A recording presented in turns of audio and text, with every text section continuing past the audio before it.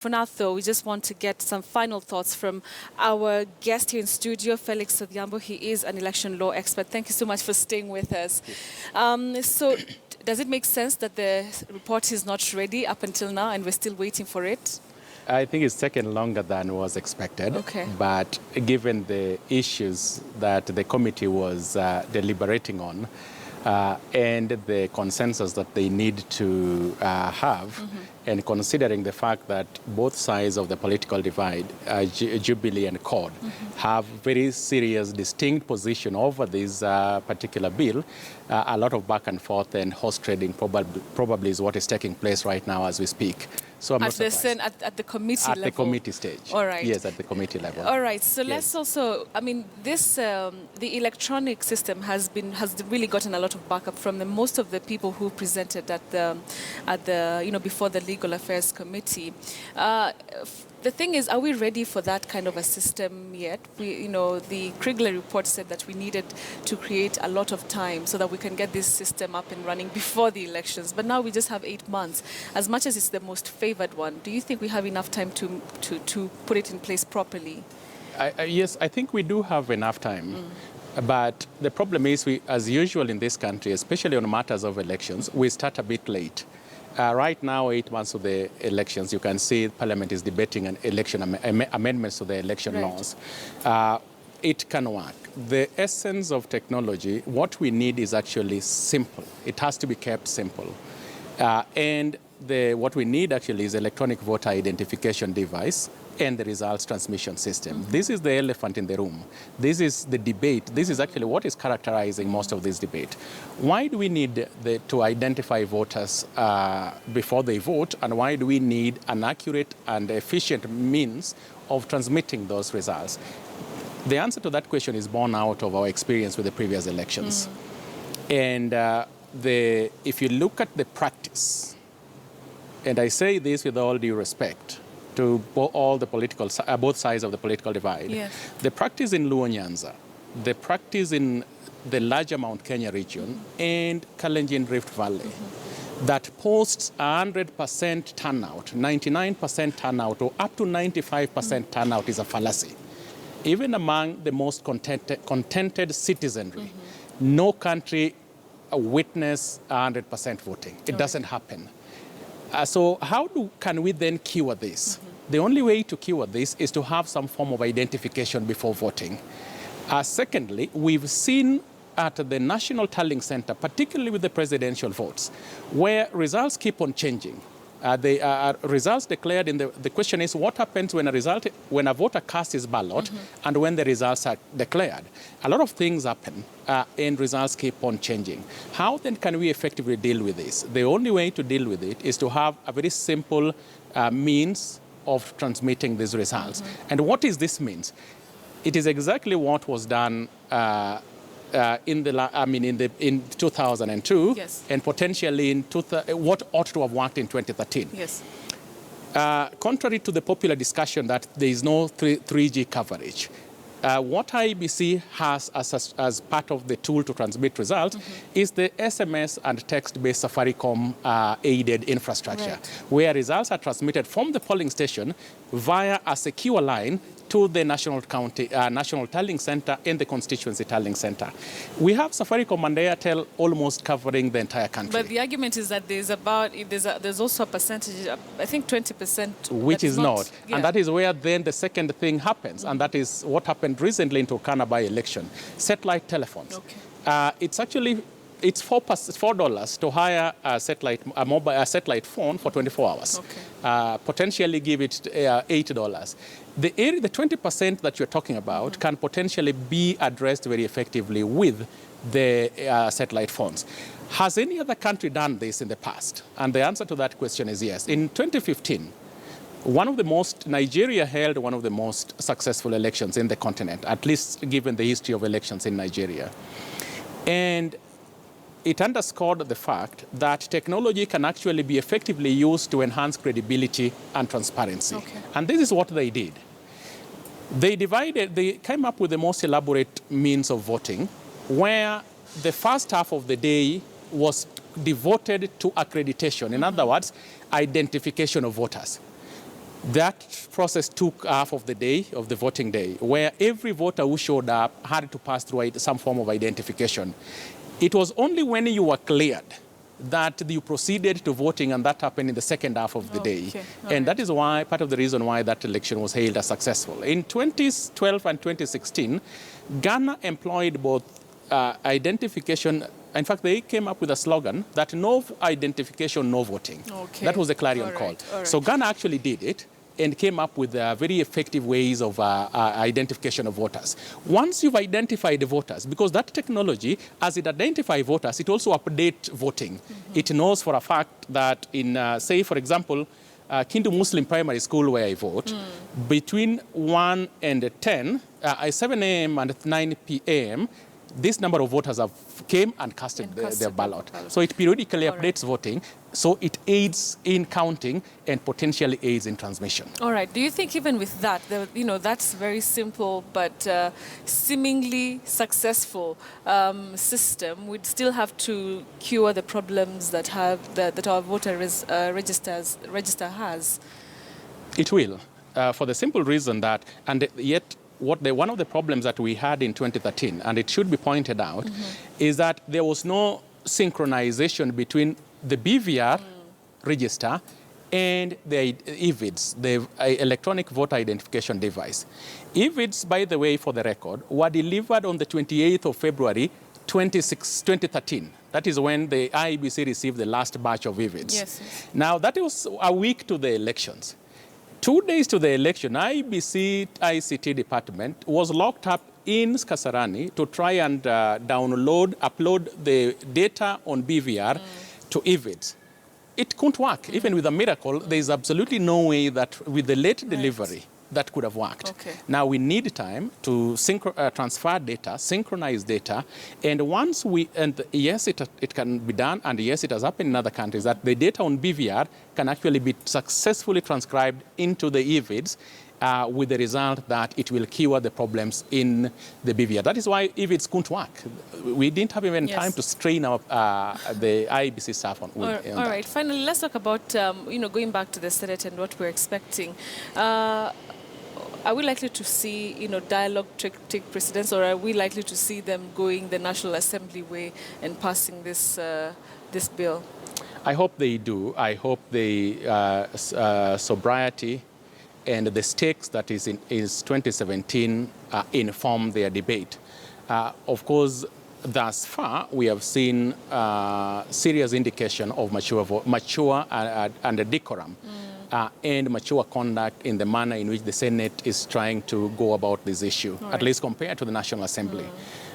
One thing that I hope will not happen is that they will articulate very strongly the positions of their parties.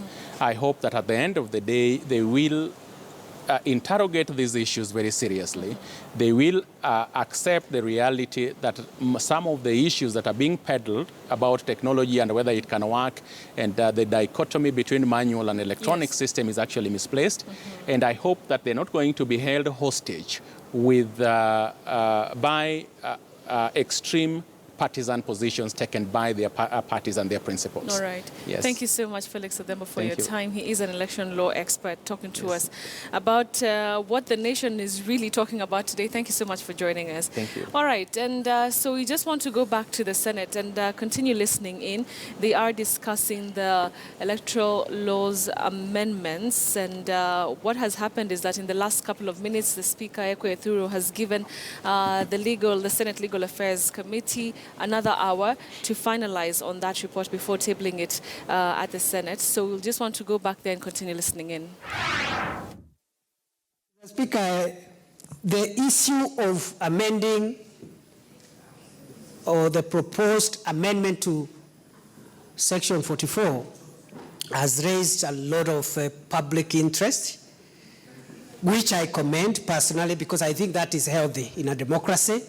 Secondly, Mr. Speaker, I was saying that the route this House took is a route that has been applauded, encouraged, and praised by very many quarters, including quarters that have been skeptical in the past about the capacity of this House. So, Mr. Speaker, I want to thank you, and I want to thank all the senators, irrespective of our party affiliations, the route we took, the decision we took has helped the country to at least talk to itself and look for a solution. And I'm grateful, or rather I'm hopeful, Mr. Speaker, that today, one way or the other, through our committees, we are able to resolve this matter amicably and for the interest of our nation. Mr. Speaker, I just want to end by saying that the proposal, Mr. Speaker, is to create... What is it, Senator Dr. Bon Kalwale is about to conclude. Yes.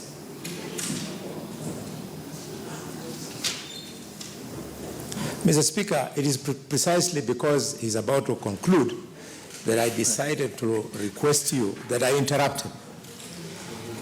The leader of the majority, having persuaded you to allow second reading to go on before the committee report is tabled, has taken a lot of time, Mr. Speaker, speaking to the other amendments.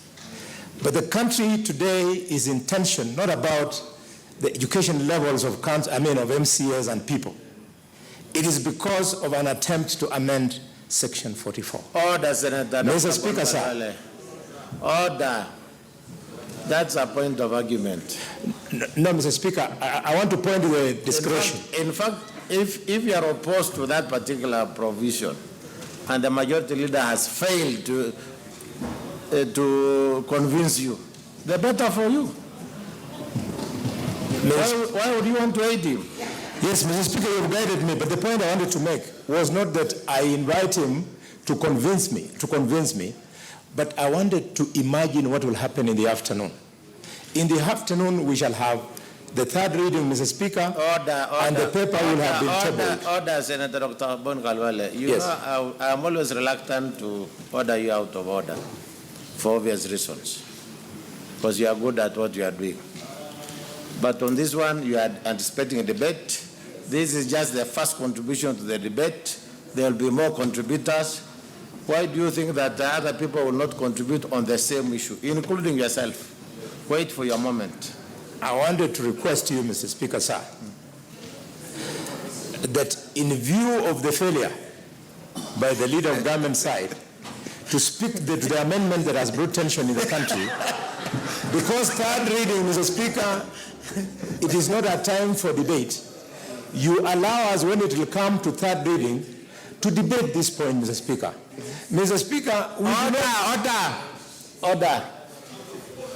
Order, Senator Dr. Bon Kalwale, you are completely out of order. And you are an authority on our procedures. There is a difference between contributions to the motion, and there is a difference, and it's very different from a point of order. So the point of order should be if the majority leader decides something that is not accurate or not appropriate. But what you are raising is a major contribution. It is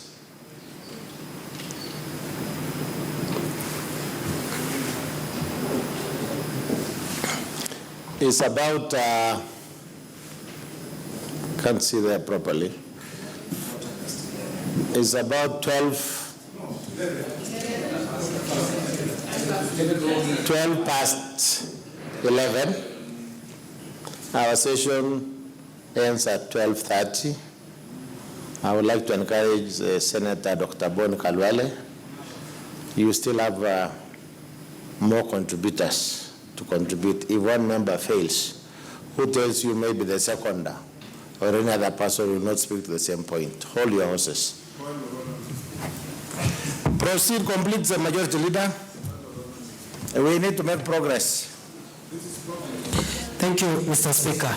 Mr. Speaker, sir, the amendment on Section 44 of the Elections Act is aimed at providing clarity and certainty to the provision on electronic voter register. This provision proposes that the IEBC shall put in place a complementary mechanism for purposes of ensuring that in the event of the failure of the electronic gadgets, that backup, that alternative or complementary mechanism can be utilized. Mr. Speaker, sir, nowhere does this proposal mention the word manual, which I've heard a lot being used. The word used is complementary mechanism. The complementary mechanism can be just complementary. Mr. Speaker, sir, and still under Section 109 of the Elections Act, the IEBC is entitled to make regulations, and I'm sure should there be any ambiguities left out, that provision also is able to help. And this is very common in legislation, Mr. Speaker. So, Mr. Speaker, I want to request senators to keep up, all of us, with the good work we started the last time we were here, and give this country a way forward in a respectful manner. And as we emphasized last time, whatever decision is made, let it be for the advancement of democracy in our country. And this is not about this way or that way.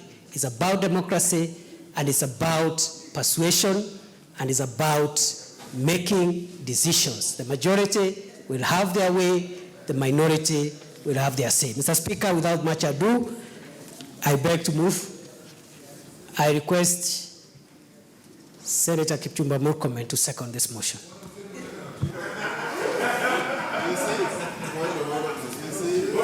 What is it, Senator Tangula?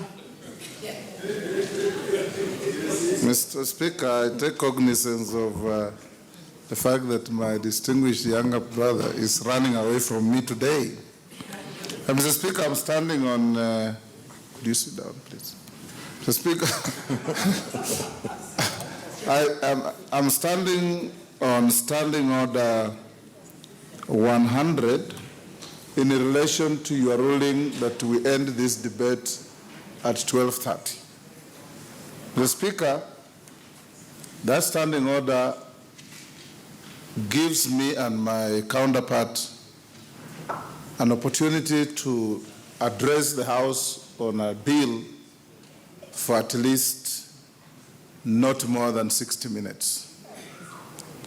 Mr. Speaker, I want just to bring to your attention that the material I have, I intend to address the House on this matter for about 60 minutes. Now, if you say we are ending at 12:30, and I know there are many members who want to debate, and there are equally many members who are itching to vote. Mr. Speaker, it is important and imperative that those who are itching to vote can wait, and we debate this matter fully for the country to understand and appreciate what we are trying to visit to the country. And I intend to speak, Mr. Speaker, for 1 hour. So your direction that we end at 12:30 means that by 11:30, if I take the floor, nobody else will have an opportunity to speak, and that is not fair to the House either, Mr. Speaker. So we need a variation to that.